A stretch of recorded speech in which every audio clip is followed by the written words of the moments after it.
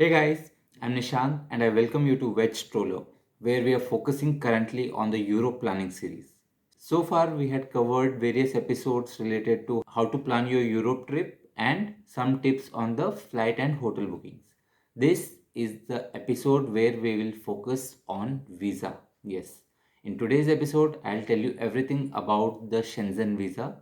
What is Schengen visa? Which all countries does it cover? Which embassy should you apply for? When should you apply for? What is the fees? What is the age criteria? What is the medical insurance requirement? What are the document requirement and many other things.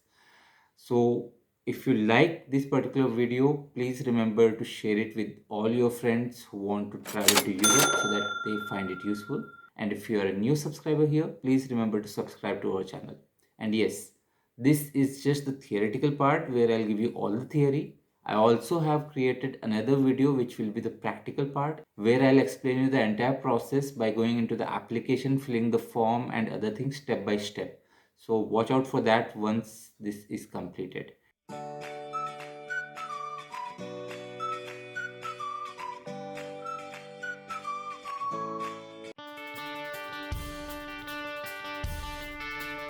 Alright, first thing first, which visa do we want to apply to travel to Europe? So you need a Schengen visa to travel to Europe, and this is a single visa using which you can cover many countries of Europe. In fact, you can cover about 27 countries in Europe on this single visa. All the major countries like Germany, France, Switzerland, Austria, Netherlands, Spain, Italy, Greece, all these are covered under the Schengen visa. And instead of telling me which all countries can you cover, it's easier to tell which all countries are not part of the Schengen visa. Now, the countries which are not covered, the major among them are the UK and Ireland, obviously, because they exited from the Schengen and the European Union earlier. Then Romania is not covered. You do not have Belarus covered. You do not have Montenegro covered, which is one of the very beautiful countries in the list. Slovenia, Bulgaria, Bosnia, Herzegovina, Ukraine, all these countries are not covered in Schengen visa. To find the entire list of the countries which are not covered, I have copy pasted one of the links in the description. You can refer to that. So once you have finalized that, okay, I am going to these particular countries, you will know that for most of the countries, Schengen visa is the one visa which you need to apply for. Next question is, how should you apply for this particular visa? Well, to apply for the visa, you first have to decide which embassy should you go and apply the visa to. You cannot just go to any embassy and apply. There are two set of rules through which you decide which country or which embassy should you apply for a Schengen visa. The first rule says that you should apply to Schengen visa country where you are landing first on your Europe trip.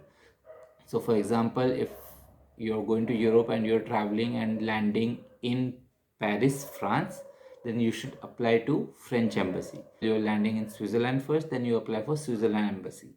That's the first rule. The second rule says that you can also apply to a country where you're spending maximum number of days in your Europe trip. So for example, I'm landing in France, but I'm spending maximum time in Germany. Then instead of France, I can apply for Germany visa also. So in that case, I'll have two options. I'm traveling to Europe, I'm landing in France, so I can apply to French embassy. And if I'm spending my maximum time in Germany, then I can apply to Germany embassy also. You have the option, you can decide on any of these two. But one among these two criteria has to be fulfilled to decide which embassy should you apply for. So now that you have decided the embassy, the next question is, how should you apply for the Schengen visa? Well, the process is not very difficult, and in the next set of video which I'll create, I'll explain the step-by-step process. But on a very high level, if we talk theoretically, then what you have to do is you have to go to VFS website, because VFS is the official authorized partner of European countries and Schengen visa provider. So you go to VFS website, from there you select the country from which you are applying for and the country you want to travel to, and basis that it will reroute you internally and it will give you the country specific website, and from there you will get all the information. So for example, if I'm traveling to France, then I click on this particular drop down saying that India is the country from where I'm traveling and France is the country of my destination, and then it will reroute me to the French VFS page, and from there I can get all the information. So if I read it here, it will give me step-by-step process. The first step is to understand the type of visa. The second step is to understand how to start the application. The third step is to understand how to book the appointment. And in France, if you are applying through French embassy, then you have to fill the application form first and then get the booking appointment.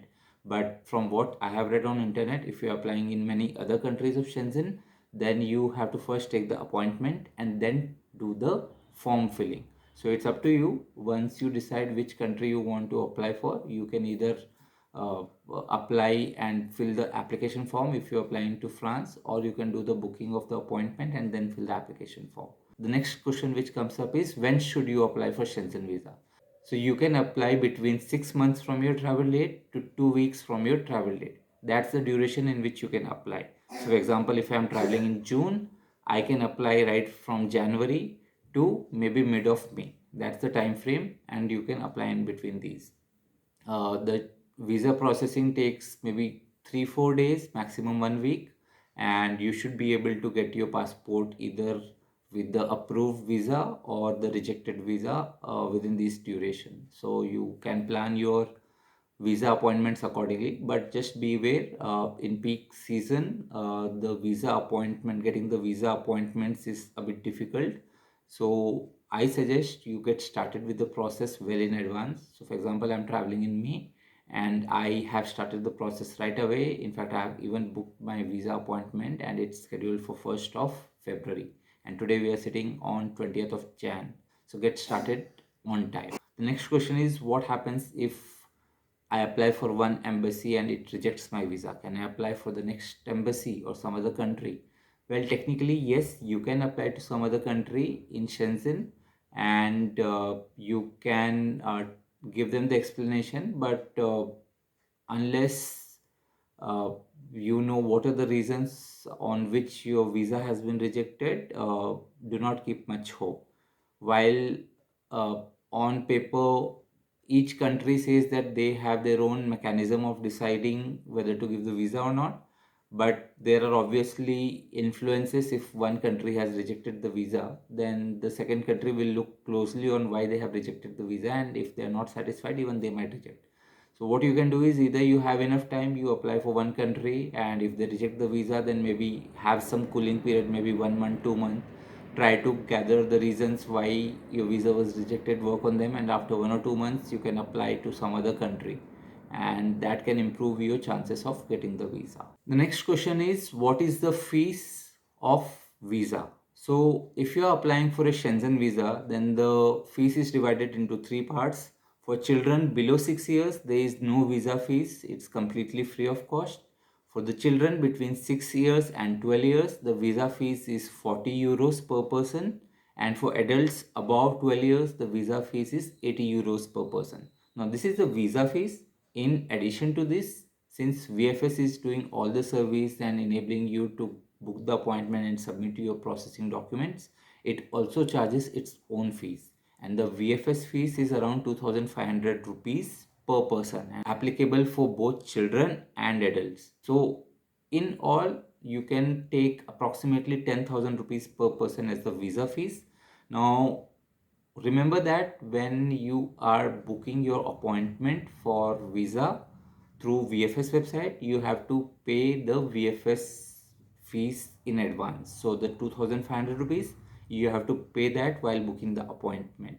Once you have paid that, you will get the appointment. You have to go to the visa embassy or the VFS center. They'll collect the documents, and there you have to pay the remaining Shenzhen fee of 80 euros or 40 euros, whatever is applicable.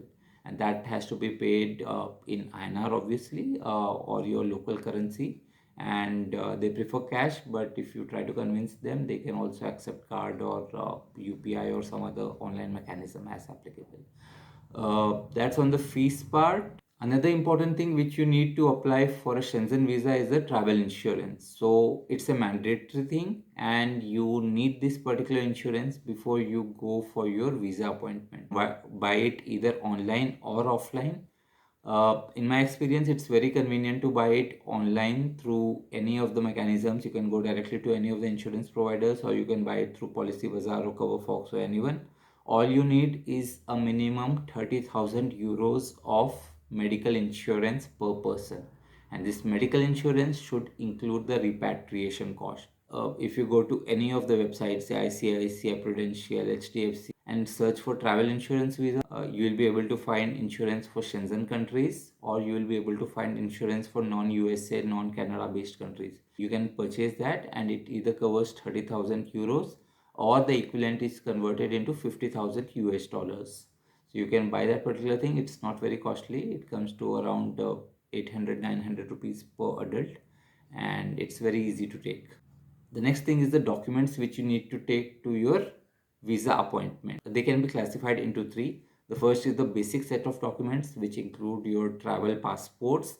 Here you include the current valid passport as well as all the old passports which you have, plus the Xerox of the front page, last page of the passport, plus the Xerox of all the valid visas which you had so far on your passport, plus the entry and exit stamps on these passport.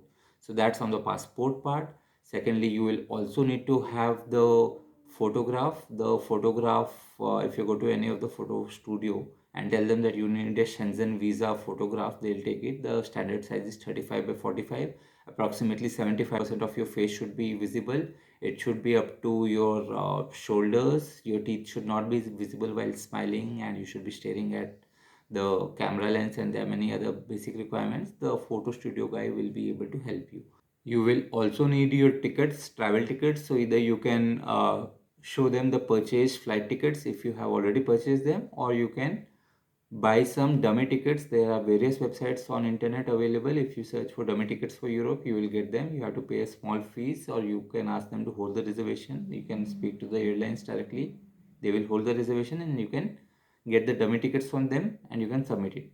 The next is related to the accommodation. So again, you will have to show your entire itinerary of what are your travel dates, where are you planning to stay during these particular travel duration, what countries are you visiting, and what is your accommodation in these countries. So you can go to booking.com as explained in my previous video, and from there you can get all the accommodation bookings with a pay later feature. So ensure that you have a cancelable booking without any cost associated with it, and you have not paid anything for it right now. You can pay it later on.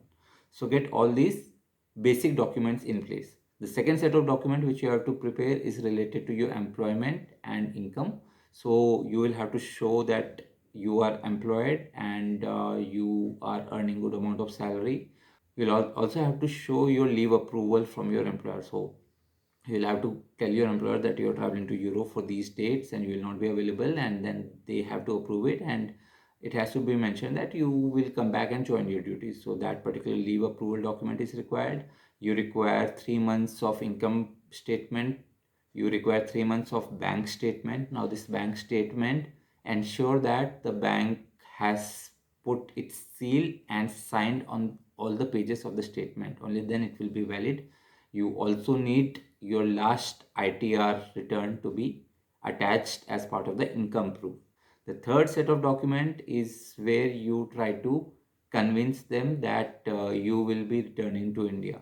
So you have to have a cover letter where you will explain them what is the purpose of your trip, what's your itinerary, why do you want to travel, and convince them that you will return because you have so and so linkages in India, so much property is available, and there is no reason for you to settle down in Europe. That's one. Apart from that, if you want to add anything else as income proof, for example, your credit card statement showing how much of credit you can avail, or your mutual fund statement showing how much of money you have in India, or a property statement or anything, you can attach that. You have to show them your travel insurance, that you have purchased your travel insurance and any medical emergencies are covered when you're traveling in Europe. If you are a self-employed person, or if you have a company, then you can show your company registration documents and other documents as part of the valid proofs for income and for reasons to return back to India.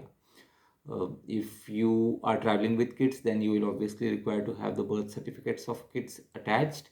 You might also require the marriage certificate and some other certificates showing that the kids are yours or something like that.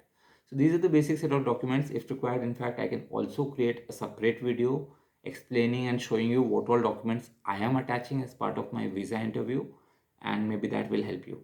So that's it, guys. I think I have given you all the necessary information for visa. This, as I said earlier, was a theoretical part. In my next episode, I'll be giving the practical part where I'll run you through all the steps in detail for filling the application form, for getting the appointment, and other things. Do let me know if you have any queries by putting them in the comments box, and I'll try my best to answer. If you are new here, please remember to subscribe. If you like today's video, please remember to share it with all your friends. Until next time, this is Nishant signing off. Bye, take care, tada.